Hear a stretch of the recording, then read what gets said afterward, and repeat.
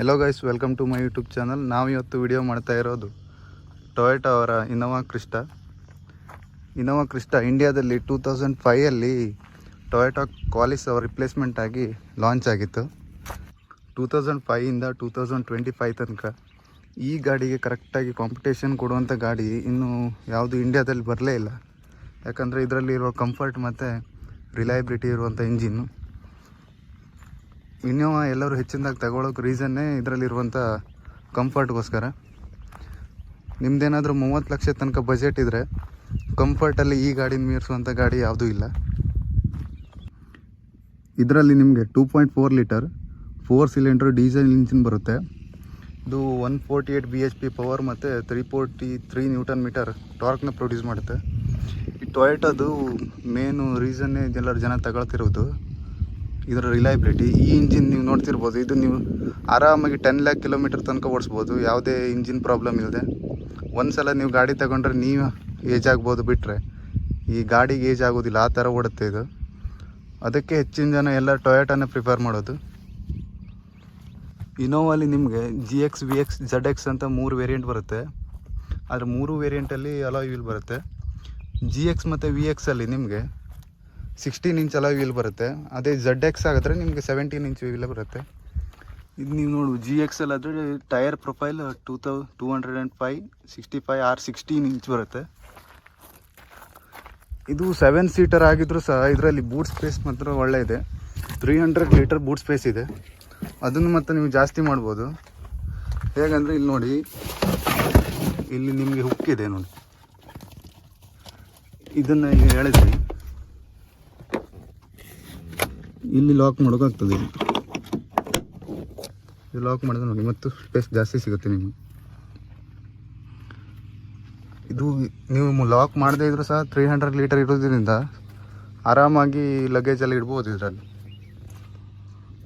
ಈಗ ನಾವು ವಿಡಿಯೋ ಮಾಡ್ತಾ ಇರೋ ಮಾಡೆಲ್ ಬಂದು GX ಅಂತ. ಈಗ ಇದೇ ಮಾಡೆಲ್ GX ಪ್ಲಸ್ ಅಂತ ಆಗಿದೆ. GX ಮಾಡೆಲ್ನ ಬಂದ್ ಮಾಡಿದ್ದಾರೆ. ಅಂದರೆ ಈ ವುಡನ್ನೆಲ್ಲ ಇದೆಯಲ್ಲ, ಇದೆಲ್ಲ ಈ ಕಂಪ್ನಿಯವರೇ ಹಾಕಿ ಕೊಡ್ತಾರೆ GX ಪ್ಲಸ್ ಅಂತ ಮಾಡಿ.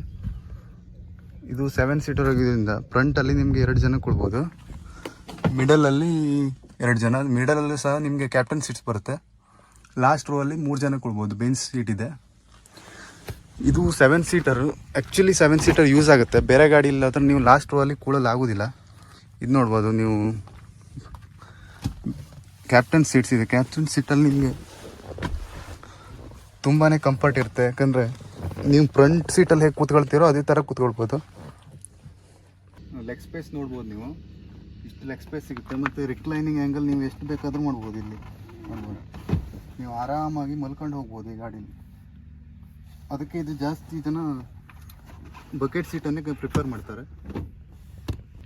ಮಧ್ಯದಿಂದನೂ ಹೋಗ್ಬೋದು. ನೀವು ಸಪೂರ ಇದ್ರೆ ಮಧ್ಯದಿಂದ ಹೋಗೋಕ್ಕಾಗ್ತದೆ. ಇಲ್ಲಾಂದರೆ ಇದನ್ನು ಲಾಕನ್ನೇ ಹೀಗೆ ಮಾಡಿದರೆ ಲಾಸ್ಟ್ ರೋ ಅಲ್ಲಿ ಹೋಗೋಕ್ಕಾಗ್ತದೆ. ಲಾಸ್ಟ್ ರೋ ಅಲ್ಲಿ ನೋಡ್ಬೋದು ನೀವು. ಈಗ ನೀವು ಆರಾಮಾಗಿ ಕೂತ್ಕೋಬೋದು ನೋಡಿ, ಇಷ್ಟು ಸ್ಪೇಸ್ ಇರುತ್ತೆ. ಮತ್ತು ಅಂಡರ್ ಥೈ ಸಪೋರ್ಟ್ ಸಹಿತ ಇದೆ. ನೀವು ಬೇರೆ ಗಾಡಿಲೆಲ್ಲ ಆದರೆ ಲಾಸ್ಟ್ ರೋ ಅಲ್ಲಿ ಕೂತ್ಕೊಳ್ಳೋಕ್ಕಾಗೋದಿಲ್ಲ. ಇದು ಮತ್ತು ಇಲ್ಲಿ ರಿಕ್ಲೈನಿಂಗ್ ಆ್ಯಂಗಲ್ ಸಹ ಇದೆ. ಇದು ನೀವು ಹಿಂದೆ ಮಾಡ್ಕೊಡ್ಬೋದು ಇಷ್ಟು.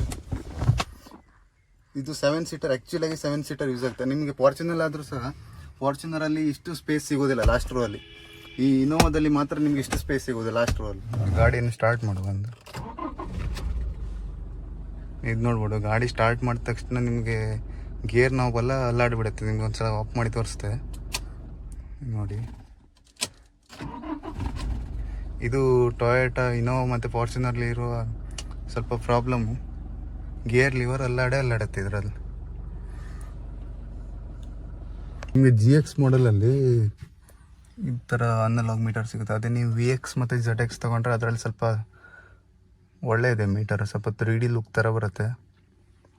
ಈ ಸ್ಕ್ರೀನ್ ಅಂತೂ ಬೇಸಿಕ್ಕಾಗಿ ಎಲ್ಲ ಮಾಡೆಲಲ್ಲೂ ಇದೆ. ಈ ವುಡನ್ ಫಿನಿಶ್ ನೋಡ್ಬೋದು. ಇದೆಲ್ಲ GX ಇಂದನೇ ಸ್ಟಾರ್ಟ್ ಆಗುತ್ತೆ. ಈ ಗಾಡೀಲಿ ನಿಮಗೆ 3 ಮೋಡ್ ಬರುತ್ತೆ. ಇದು ಈಕೋ ಮೋಡ್ ಮತ್ತು ಪವರ್ ಮೋಡ್ ಅಂತ. ನೀವು ಮೈಲೇಜ್ ಸಲುವಾಗಿ ಓಡಿಸ್ಬೇಕಿದ್ರೆ ಈಕೋ ಮೋಡನ್ನು ಹಾಕ್ಕೊಳ್ಳಿ. ಈಗ ಈಕೋ ಮೋಡ್ ಮತ್ತು ಪವರ್ ಮೋಡ್ ಮಧ್ಯದಲ್ಲಿ ನಾರ್ಮಲ್ ಮೋಡ್ ಸಹಿತ ಇದೆ. ಅದಿದೇನೆಂದರೆ ಈಕೋ ಮೋಡನ್ನ ಆಫ್ ಮಾಡಿಟ್ರೆ ನೀವು ನಾರ್ಮಲ್ ಮೋಡಲ್ಲಿ ಇರುತ್ತೆ ಗಾಡಿ. ಈಕೋ ಮೋಡಲ್ಲಿ ಓಡಿಸಿದ್ರೆ ನಿಮ್ಗೆ 14 ತನಕ ಮೈಲೇಜ್ ಸಿಗುತ್ತೆ. ನಾರ್ಮಲ್ ಓಡಿಸಿದ್ರೆ 12 ಮೈಲೇಜ್ ಅಂತೂ ನಿಮಗೆ ಸಿಕ್ಕೇ ಸಿಗುತ್ತೆ. 12ಗಿಂತ ಕಡಿಮೆ ಮೈಲೇಜ್ ಇನ್ನೂ ನಮಗೆ ಸಿಗಲಿಲ್ಲ. ಗಾಡಿ ಆಲ್ರೆಡಿ 45,000 ಕಿಲೋಮೀಟರ್ ರನ್ ಆಗಿದೆ. ಆ್ಯಾವ್ರೇಜ್ ಆಗಿ ಒಂದು 14 ಮೈಲೇಜ್ ಬರ್ತಾ ಇದೆ ಈಗ. ನಿಮಗೆ ಸರ್ವಿಸ್ ಕಾಸ್ಟ್ ಇದ್ರ ಬಗ್ಗೆ ಹೇಳೋದಾದರೆ ಒಂದು 10,000 ಕಿಲೋಮೀಟರ್ಗೆ ಒಂದು 8-9,000 ಸರ್ವಿಸ್ ಬಿಲ್ ಆಗುತ್ತೆ.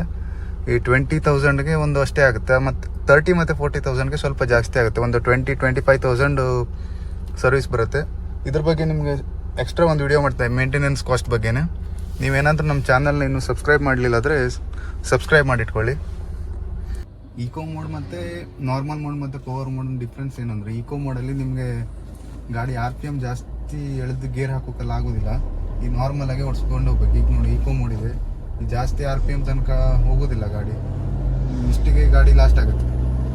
ಅದೇ ನೀವು ನಾರ್ಮಲ್ ಮೋಡ್ ಹಾಕಿದರೆ ಸ್ವಲ್ಪ ಪವರ್ ಜಾಸ್ತಿ ಬರುತ್ತೆ. ಈಗ ನಾರ್ಮಲ್ ಮೋಡ್ ಹಾಕ್ತೀನಿ ನೋಡಿ, ನಾರ್ಮಲ್ ಮೋಡಲ್ಲಿ ಸ್ವಲ್ಪ ಗಾಡಿ ಪವರ್ ಜಾಸ್ತಿ ಕೊಡುತ್ತೆ. ಅದೇನಾದರೂ ನೀವು ಪವರ್ ಮೋಡಲ್ಲೆಲ್ಲ ಹಾಕೋ ಓಡಿಸಿದ್ರೆ ಪವರ್ ಮೋಡಲ್ಲಿ ಗಾಡಿನ ಕಂಟ್ರೋಲ್ ಸಿಗೋದಿಲ್ಲ. ಅಷ್ಟು ಸ್ಪೀಡ್ ಬೇಕಾದ್ರೆ ನಿಮ್ಗೆ ಪವರ್ ಸಿಗುತ್ತೆ. ಪವರ್ ಮೋಡಲ್ಲಿ ನಿಮಗೆ ಸ್ವಲ್ಪ ಜಾಸ್ತಿ RPM ತನಕ ಎಳಿಬೋದು ಗೇರಲ್ಲಿ, ಆದರೆ ಮೈಲೇಜು ತುಂಬಾ ಡ್ರಾಪ್ ಆಗುತ್ತೆ ಪವರ್ ಮೋಡಲ್ಲಿ. ಈ ಗಾಡೀಲಿ ನೀವು 120, 140 ಎಲ್ಲ ಆರಾಮಾಗಿ ಓಡಿಸ್ಬೋದು. ಬ್ರೇಕಿಂಗು ಸಹಿತ ಒಳ್ಳೆ ಇದೆ, ಆರಾಮಾಗಿ ಕಂಟ್ರೋಲ್ ಆಗುತ್ತೆ.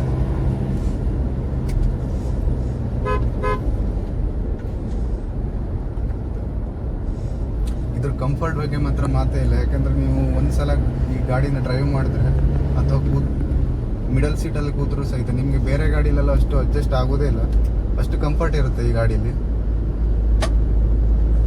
ಅದಕ್ಕೆ ಹೆಚ್ಚಿನ ಜನ ಪೊಲಿಟಿಷಿಯನ್ಸ್ ಎಲ್ಲ ಜಾಸ್ತಿ ಪ್ರಿಫರ್ ಮಾಡೋದೇ ಇನೋವಾನ.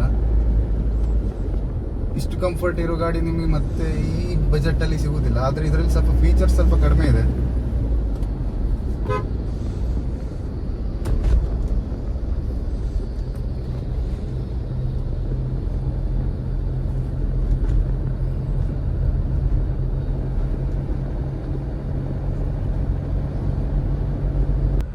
ಈ ಗಾಡೀಲಿ ನಿಮಗೆ ಪವರ್ ಅಂತೂ ಕಡಿಮೆ ಅಂತ ಅನಿಸೋದೇ ಇಲ್ಲ, ಯಾಕಂದ್ರೆ ಅಷ್ಟು ಪವರ್ ಇದೆ. ನೀವು ಪವರ್ ಸ್ವಲ್ಪ ಜಾಸ್ತಿ ಬೇಕಂದ್ರೆ ಪವರ್ ಮೋಡಲ್ ಹಾಕ್ಕೊಂಡು ಓಡಿಸ್ಬೋದು, ಮೈಲೇಜ್ ಬೇಕಂದ್ರೆ ಈಕೋ ಮೋಡಲ್ಲಿ ಓಡಿಸ್ಬೋದು. ಅದು ನಮಗೆ ಆಪ್ಷನ್ ಇರುತ್ತೆ. ಈ ವಿಡಿಯೋ ಏನಾದರೂ ಇಷ್ಟ ಆದರೆ ಲೈಕ್ ಮಾಡಿ, ಸಬ್ಸ್ಕ್ರೈಬ್ ಮಾಡಿ, ಶೇರ್ ಮಾಡಿ. ನೆಕ್ಸ್ಟ್ ಇದ್ರ ಮೇಂಟೆನೆನ್ಸ್ ಬಗ್ಗೆ ಡೀಟೇಲ್ ಆಗಿ ಒಂದು ವಿಡಿಯೋ ಮಾಡ್ತೇನೆ.